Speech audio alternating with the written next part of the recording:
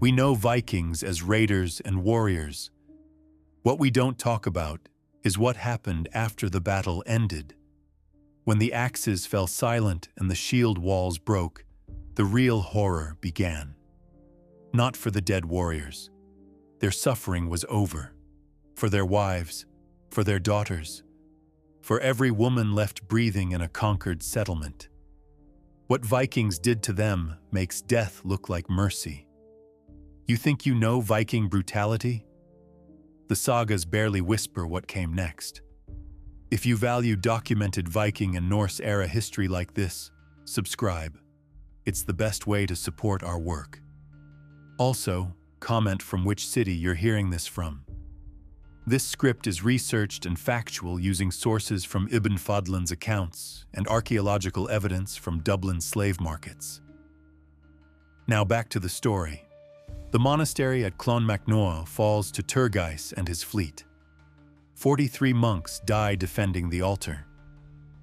The chronicler writes about the slaughter. He stops writing about what happens to the women. But we know we have the chains. Archaeological digs at Dublin's Wood Quay revealed the infrastructure of Viking slave markets.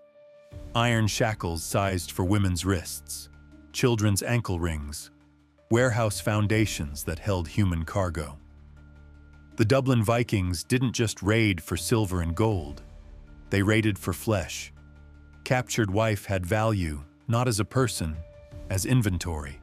The going rate in markets: 20 silver pieces for a young woman, 15 for a mother, 10 if she was injured in the taking.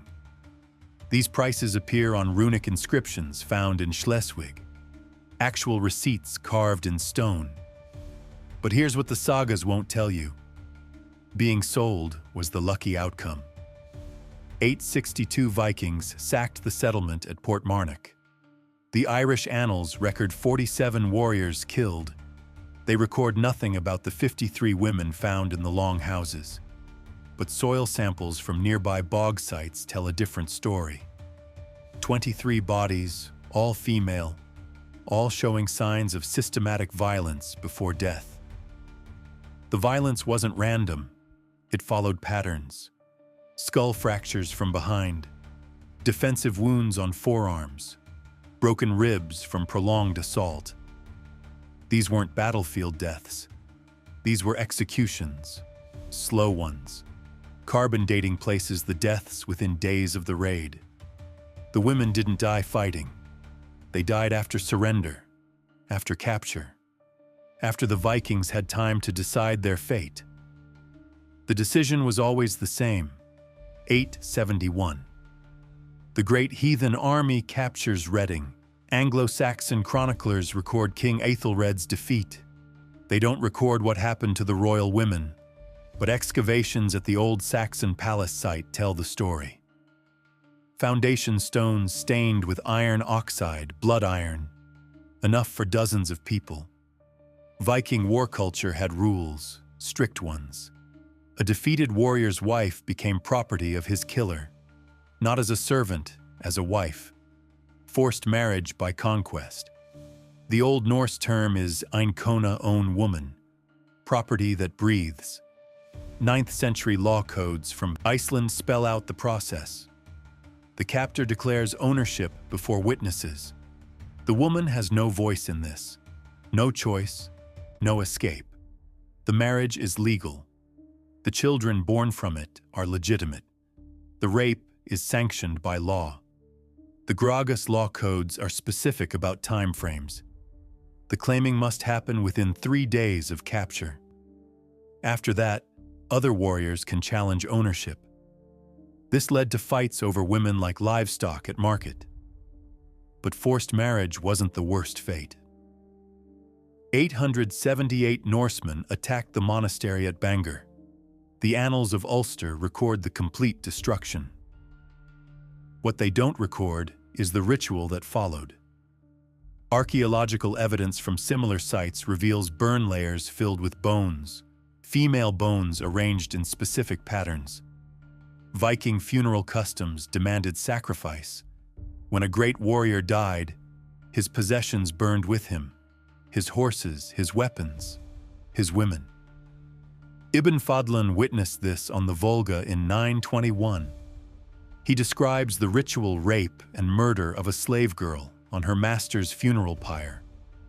One witness, one account, but archaeology confirms it happened everywhere. Bone analysis from Scandinavian boat burials shows the pattern. Female skeletons found in warrior graves show trauma consistent with strangulation. Drug residues in teeth suggest they were poisoned first, made compliant. The killing was methodical. The drugs came from specific plants.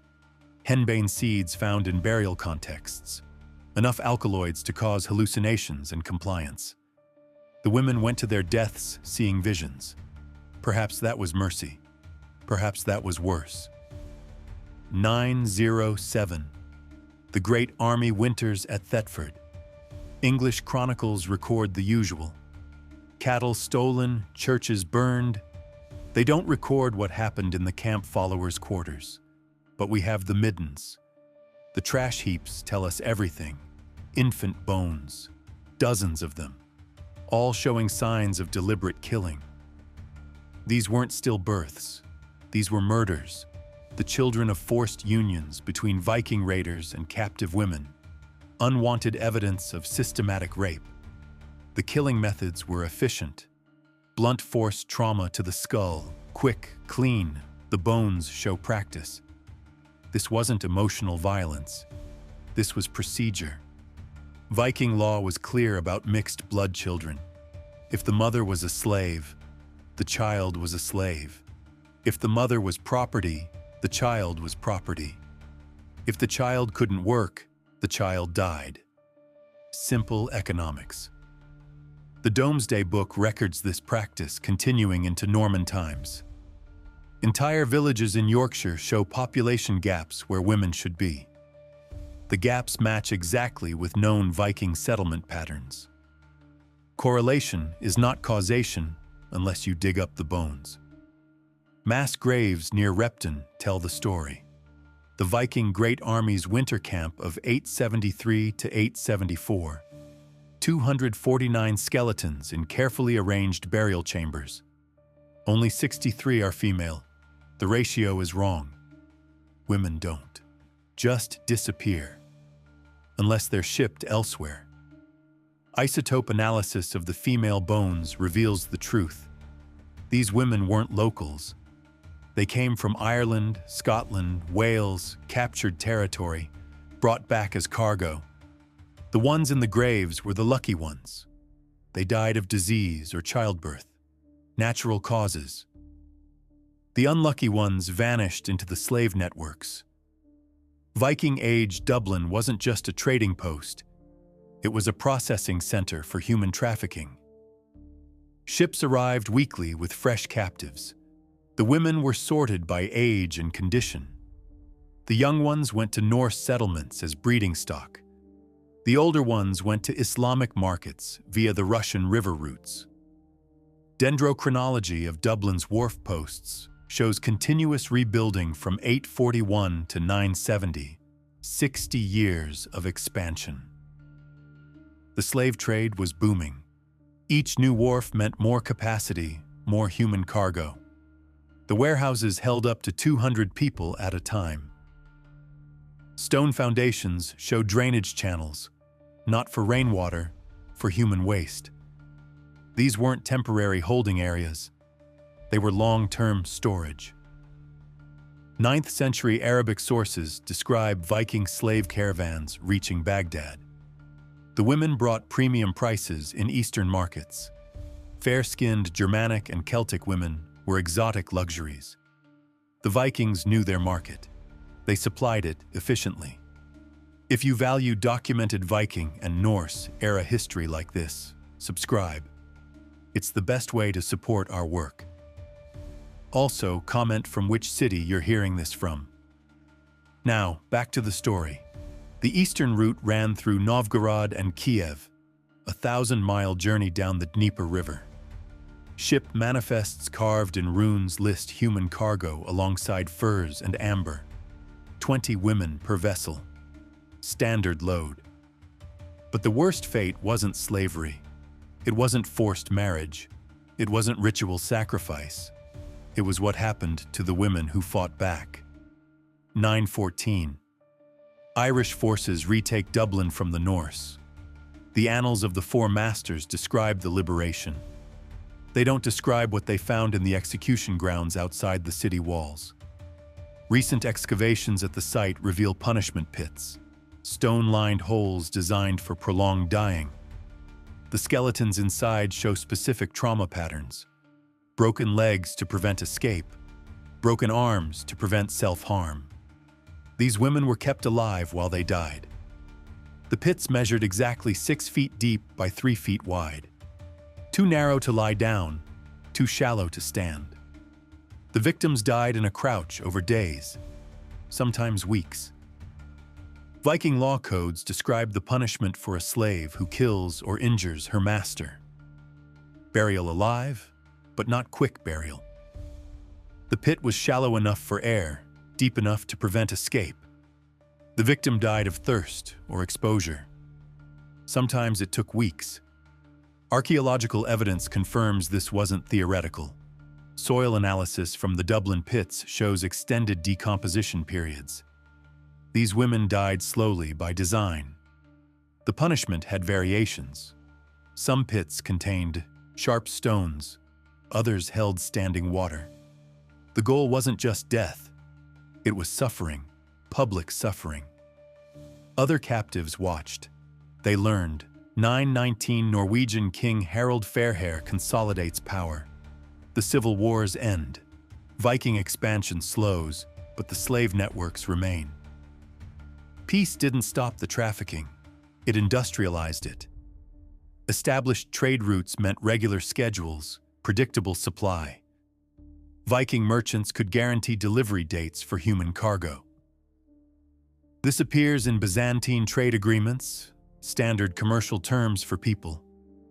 The Russo-Byzantine Treaty of 944 lists slave prices by category. Young women commanded premium rates. Pregnant women sold at discount. Children under 10 were nearly worthless. The market was sophisticated. 937. The last major Viking raid on Irish territory ends at the Battle of Brunanburh. 5 kingdoms unite to crush the Norse invasion. They win decisively. What they find in the Viking baggage trains changes how we understand medieval warfare. Portable breeding pens. Iron frameworks designed to hold human cargo during transport.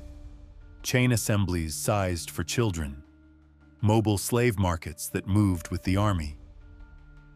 War wasn't just about territory. It was about harvesting people. The pens were modular. They assembled into larger compounds for long-term captivity, disassembled for rapid movement. The engineering was elegant, efficient, horrifying. Each pen held 12 adults or 20 children.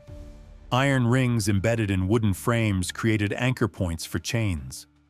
The wear patterns show constant use. This wasn't occasional brutality. This was systematic industry. The women of defeated warriors weren't casualties of war. They were the objective. Living resources to be collected, processed, and distributed. The Viking economy ran on forced labor. Female forced labor specifically. Archaeological surveys of known Viking settlements show consistent patterns. Every major town had holding facilities. Every port had processing centers. The infrastructure was everywhere, hidden in plain sight. 954. Eric Bloodaxe dies at Stainmore. The last Viking kingdom in England falls, but the slave networks persist. Christian kingdoms inherit the infrastructure. They don't dismantle it, they rebrand it. Medieval monastery records show indentured servants appearing in large numbers after Viking defeats. These weren't voluntary contracts. These were rebranded slaves. Women captured by Vikings now serving Christian masters. The terminology changed. The reality didn't. 966. Harold Hardrada dies at Stamford Bridge. The Viking Age ends in England. But excavations from this period tell a darker story. Mass graves filled with women show execution dates matching Viking defeats. When Viking power collapsed, the evidence had to disappear. The witnesses had to die. But here's the detail that changes everything. Recent excavations at Repton have uncovered something new. A mass grave sealed in 986 contains the remains of 236 individuals, all female, all showing signs of systematic execution. But isotope analysis reveals they weren't captives. They were Norse women. The grave dates to the period when Viking power in England was collapsing. English forces were pushing back. Norse settlements were falling. These women weren't prisoners of war. They were Vikings' own wives and daughters killed to prevent their capture. The execution methods matched those used on captives: blunt force trauma, strangulation, poisoning. The Vikings applied their own techniques to their own families. They knew what awaited captured women. Soil cores from the burial site show the killing happened over several days. This wasn't panic. This was planned elimination. Fathers killing daughters, husbands killing wives to save them from what they had done to others. The chronicles never mentioned this. The sagas are silent, but the bones don't lie. When Vikings faced defeat, they killed their own women rather than let them face what they had inflicted on others. They knew exactly what awaited captured wives. The Repton grave contained one final detail: a single runic inscription carved into a skull. 3 words in Old Norse: better this way. Someone took time during mass execution to carve a justification. Even in murder, they needed to be right. The skull belonged to a girl aged 12 to 14. Isotope analysis shows she was born in Norway, brought to England as a child, killed by her own people to prevent her capture. The inscription was carved after death. Someone wanted her to understand, but the systematic nature of Viking sexual violence went beyond individual raids. It was embedded in their legal system. The Gragas codes from Iceland detail specific procedures for claiming women. The captor had to announce his claim publicly. 3 witnesses minimum. The woman's resistance was irrelevant under law. If she killed herself to escape, the captor could claim compensation from her family. Suicide was theft of property.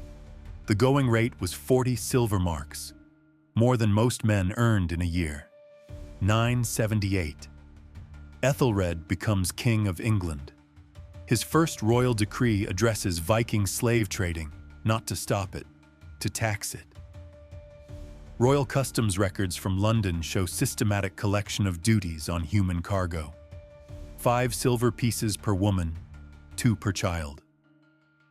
The English weren't horrified by Viking practices. They were jealous of Viking profits. Maritime archaeology reveals the scope of this trade.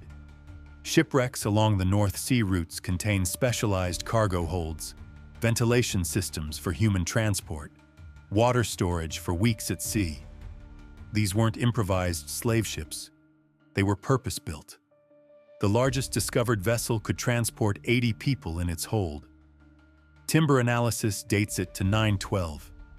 Carbon scoring shows it burned at sea. All cargo lost. 80 women died in chains below deck. But some women found ways to fight back that the chronicles ignore. 923. A woman named Gunhild appears in Frankish records, described as a freed Norse captive who led raids against Viking settlements. She knew their tactics, their weaknesses, their fears. Gunhild's war lasted 7 years. Frankish sources credit her with destroying 12 Viking camps and freeing over 300 captives. She used Viking methods against them. Surprise attacks, no prisoners, no mercy. Her final raid targeted the slave market at Rouen, Contemporary accounts describe systematic execution of every Viking traitor found in the city. 47 men killed. The method was always the same: castration first, then bleeding out. Gunhill vanishes from records after. But excavations at former Viking sites along the Seine show burn layers from this period. Someone was hunting Vikings, someone who knew exactly how to hurt them. The practice of claiming defeated women spread beyond Scandinavia. Norman sources from the 11th century described similar customs in conquered England. William's knights received land grants that included all chattels found there. On chattels included women. The Domesday Book records this systematically. Manor entries list livestock, grain stores, and female dependents in the same categories. Property assessments treated women as agricultural equipment, valuable but replaceable. Archaeological evidence from Norman castles reveals the infrastructure this required. Castle courtyards contained holding cells built specifically for women. Stone walls, iron doors, no windows. Some held 30 people at a time. Bone analysis from castle middens shows infant mortality rates near 100%. The children of forced unions did not survive long. This was not neglect. This was policy. Mixed blood children were evidence of rape. Evidence created liability. 1066. Harold Godwinson dies at Hastings. England falls to the Normans, but the Norman conquest followed Viking patterns exactly. Systematic capture of Saxon women, forced marriages to Norman knights. Legal frameworks that made rape into marriage. Contemporary chroniclers described it as honoring civilizing the Saxon bloodline. Modern terminology would call it ethnic cleansing through sexual violence. The methodology was identical to Viking practice. The justification was different. Medieval marriage contracts from this period revealed the economics. Saxon heiresses commanded premium prices from Norman suitors, not for love, for land rights. Rape became a property transfer mechanism. The woman's consent was legally irrelevant. Church records show resistance. Saxon women choosing death over marriage. Convents increased by 300% in the decade after Hastings. Suicide rates spiked among noble women. The church classified these as martyrdoms. The state classified them as property destruction. But the most chilling evidence comes from genetic analysis of modern populations. Isotope studies of medieval graveyards reveal population mixing patterns that match historical rape campaigns. Celtic and Saxon mitochondrial DNA shows up in Scandinavian populations from the 9th century onward. The genetic trail follows the slave routes exactly. This was not cultural exchange. This was not voluntary migration. This was industrial-scale breeding programs using captured women. The DNA evidence proves systematic sexual violence across 3 centuries. Modern Icelandic populations carry 60% Celtic female lineage. Norwegian populations show 40% British Isles female ancestry. These numbers represent thousands of captured women, thousands of forced pregnancies, thousands of children who never knew their mother's real names. The scale was enormous. The methodology was precise. The records were deliberately destroyed. But some evidence survived destruction. Recent excavations at Jorvik have uncovered a previously unknown building. Radiocarbon dating places construction at 876. The structure contained 64 individual cells. Each cell held chains anchored to stone walls. This was not a prison. This was a breeding facility. Soil analysis reveals continuous occupation for 40 years. Bone fragments suggest hundreds of individuals passed through these cells. All female, all showing signs of repeated pregnancy, all disposed of when no longer productive. The building sat in York City Center. Everyone knew what happened there. The local church maintained detailed baptismal records of children born in the facility. 732 births. Only 12 children survived past age 5. The church records list these children as foundlings of unknown parentage. They were sold as servants to wealthy families. The profits funded church construction. God's work financed by systematic rape. Medieval account books from York Minster show regular payments to facility operators. Not bribes, not charity, contract payments for sanctuary services. The church was not just complicit. The church was a business partner. This pattern repeated across Viking-controlled territories. Every major settlement had similar facilities. Every church maintained similar records. Every authority collected similar profits. The infrastructure was comprehensive. The profits were enormous. The suffering was unimaginable. But the most devastating revelation comes from recent soil core analysis at Repton. The mass grave of Norse women contained more than execution victims. Deeper layers reveal multiple burial episodes spanning 50 years. This was not one massacre. This was ongoing elimination. Generation after generation of Viking women killed to hide the evidence. Chemical analysis of bone fragments shows deliberate poisoning with mercury compounds, not quick-acting poisons, slow toxins that caused madness before death. The women died insane, unable to speak coherently about what they had witnessed. Even Viking women who survived the violence could not testify against it. The poisoning destroyed their credibility along with their lives. Testimony from mad women carried no legal weight. The perfect silencing method. The Repton site continues yielding evidence. Recent excavations have uncovered children's remains mixed with adult women. Mother-child execution pairs. Families eliminated together to prevent any survivors carrying stories forward. Isotope analysis reveals these were not just random killings. The victims were systematically selected based on their knowledge. Women who had served as interpreters, women who had managed slave facilities, women who knew too much to live. Even in death, Viking women had no voice, no choice, no escape. The Repton grave contained one final detail, a single runic inscription carved into a skull. 3 words in Old Norse, better this way. Someone took time during mass execution to carve a justification. Even in murder, they needed to be right. They knew exactly what awaited captured wives.